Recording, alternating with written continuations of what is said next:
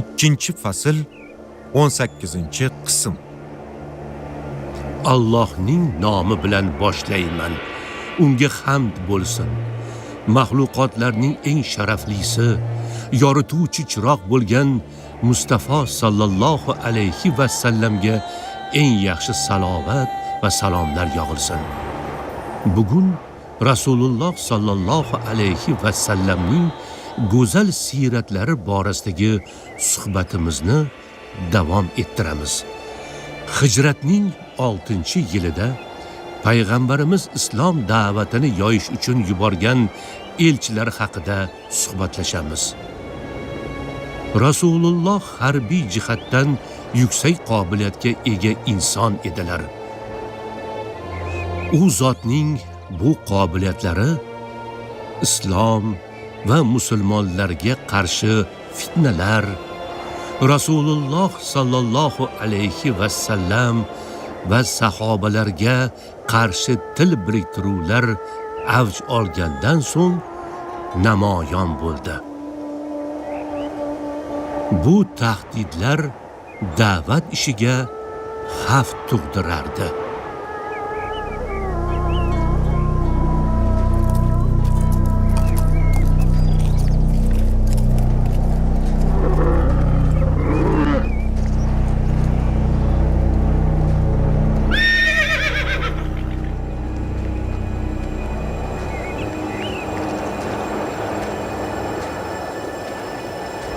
Sumoma nima qilyapti?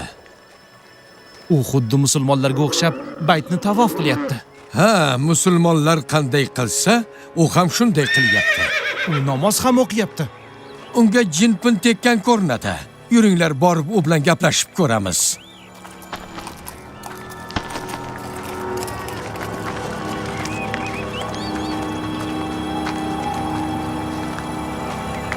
Nima qilyapsiz ey Sumoma? Ey Banu Hanifaning sayyidi. Ko'rib turganingizdek, olamlar Robbi Alloh uchun umra amalini bajaryapman. Ey odam, dindan qaytdingmi? Bizning va ota-bobolarimizning dinidan yuz o'girdingmi? Men olamlar Robbi Allohga bo'ysundim.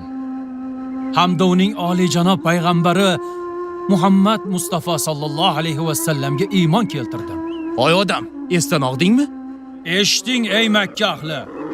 Bilib qo'ying, Rasululloh sallallohu alayhi va sallam izn bermagunlaricha Yamomadan bir dona bug'doy donini ham ola olmaysizlar. Sumoma ularga avval yetkazib turadigan mahsulotlarni berishni to'xtatib qo'ydi. Makkada taom taqchilligi yuzaga keldi. Aholi ochlikdan qiynala boshladi. Taom zahiralari kamayib ketdi.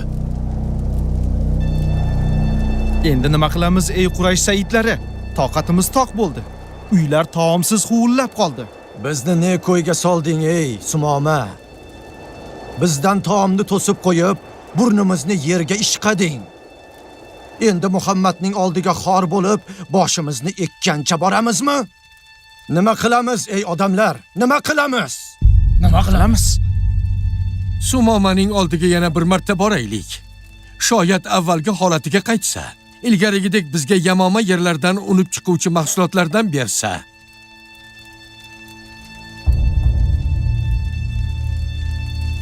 Avval ham borgandik, lekin foyda bermadi. Oxirgi marta borib ko'ramiz. Makka ahlining boshiga tushgan ahvolni bilgach, shoyat qalbi yumshasa, undan qilgan ishimiz uchun uzr so'raymiz. Ha, mayli, ketdik, yuringlar.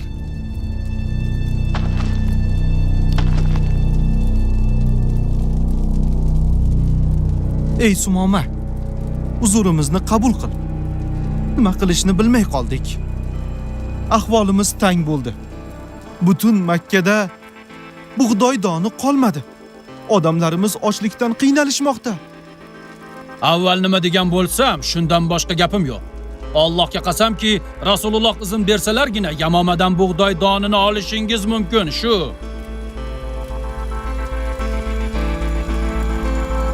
Sen burnimizni yerga ishqashga majbur qilmoqchimisan ey Sumoma? Sizlarga aytadigan boshqa gapim yo'q.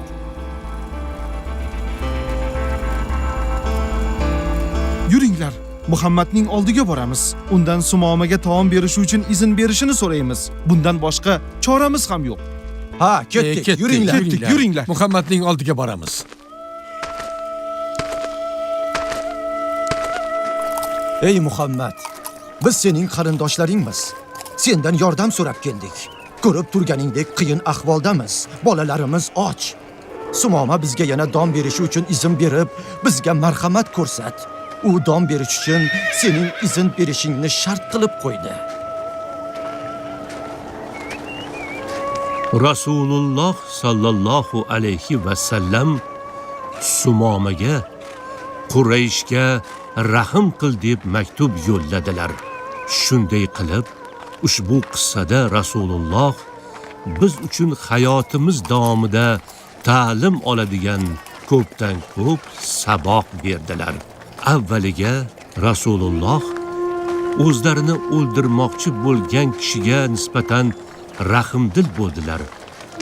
Uning qalbi ochilib, islomni qabul qildi va islom dinining nusratiga sababchi bo'ldi.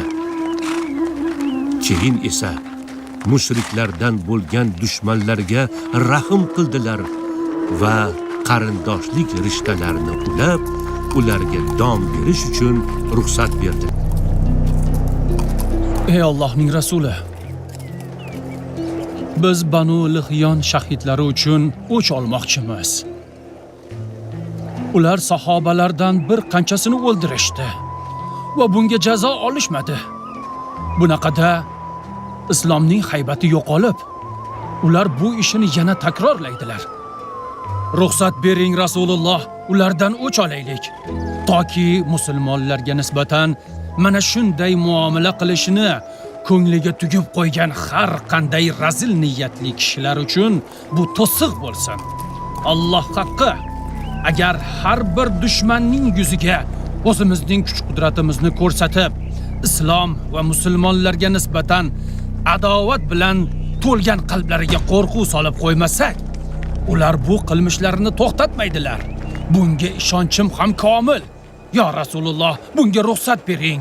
Ulardan o'ch olishimiz shart.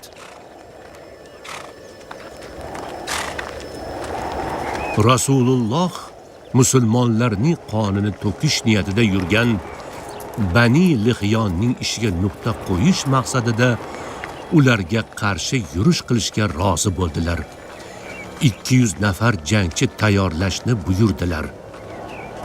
Shahidlarning hurmatidan qo'shinning boshida Rasulullohning o'zlari turadilar. Odatlari bo'yicha Madinadan tashqariga chiqadigan bo'lsalar, qaytib kelgunlariga qadar musulmonlarning ishini boshqarib turish uchun o'rnilariga o'rinbosar tayinlab ketardilar. Bu gal Madinaga Ibn Ummu Maktumni o'rinbosar qilib qoldirdilar.